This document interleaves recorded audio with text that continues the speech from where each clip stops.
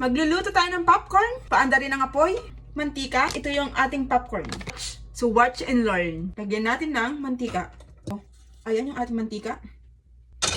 Antayin natin siyang uminit. So, ilagay na natin ang mais. Antayin natin pumutok. So, ayan na nga. Pumuputok-putok na nga siya. Ayan siya, guys.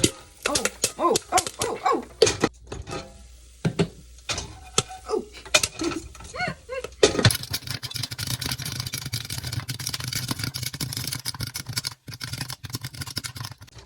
So, alugin natin ng ganyan para masaya.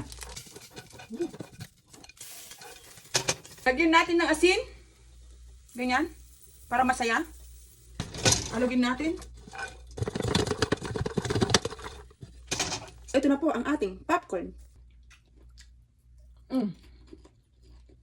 Ang sarap.